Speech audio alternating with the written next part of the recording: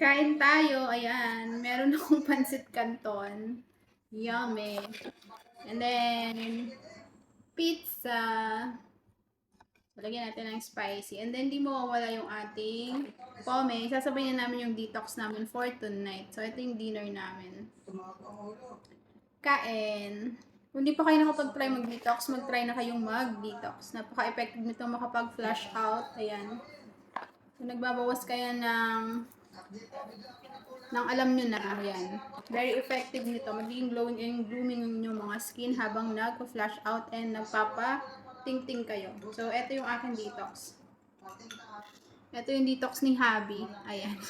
Sa malaking tasa ko siya tinimpla kasi ang laki ng yelo. Yun. So, ayan. Kain na tayo.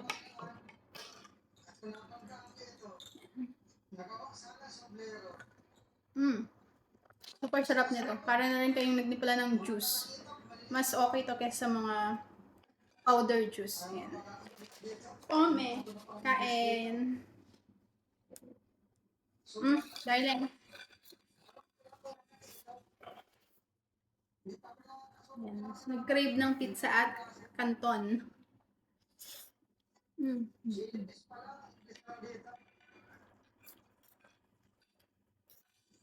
Ito pa yung kasamahan ng nabili ko sa grocery, supermarket na pizza. Frozen pizza. So, hindi ko na siya in-oven. Tinawad na ako mag-oven. Nilagay ko na lang siya sa kawali. Yan, sa kawali ko na lang siya niluto.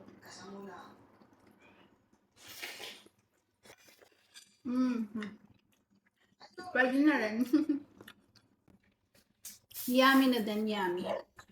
Kain tayo. Kayo ba ng mga dinner nyo ngayong gabi? Time check, ayan. Mag-alas 9 na. Ngayon pa lang kami nag-dinner. So, ayan yung frozen pizza. Ayan. In fairness, masarap tong ham and bacon nila. Ngayon, yung ham bacon.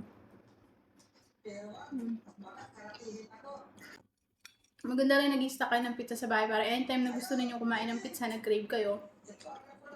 Meron na kayo maluluto from the freezer, di ba? Yun ang problema kung wala kayong oven.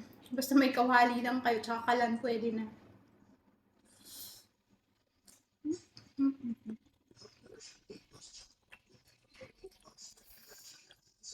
Anghang.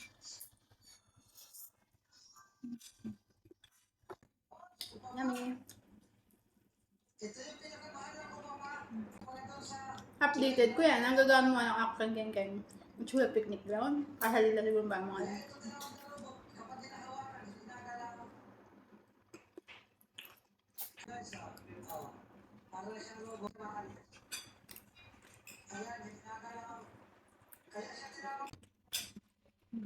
marami rin siyang cheese.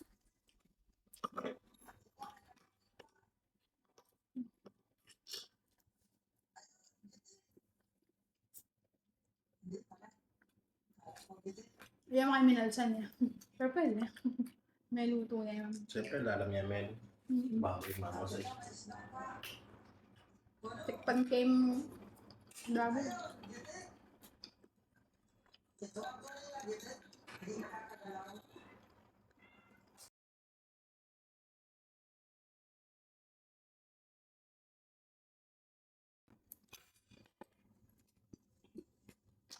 The best. Okay lang kain ng kain. Basta meron kayong detox. I-flash out nyo rin lahat yan bukas.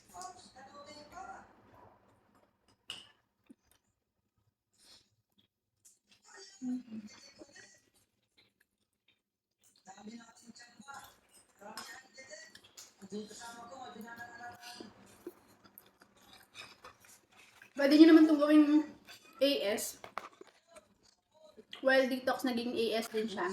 Gawin niyo 30 minutes bago kayo kumain, inumin nyo na siya. So, feeling busog na kayo kaagad nun. So, konti na lang yung makakain nyo. Ganon. Pag AS siya. At the same time, flash out nyo pa yung mga kinain ninyo.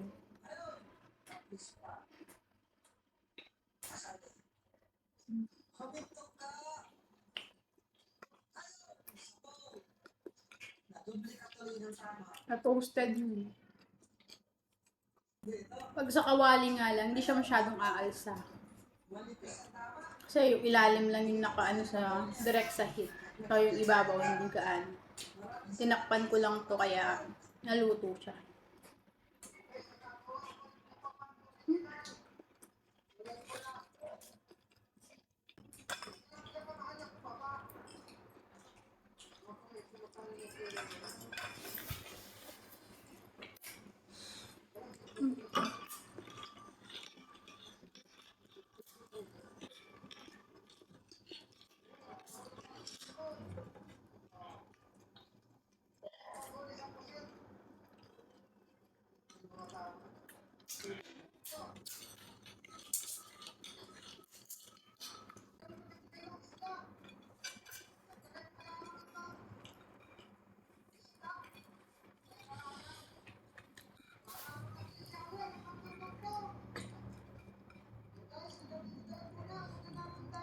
Bigla na.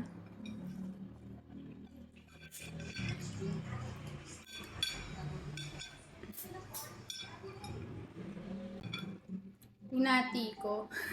Kasi hindi ko na mauubos. So, kay Habi na yung kalahati. Sa akin.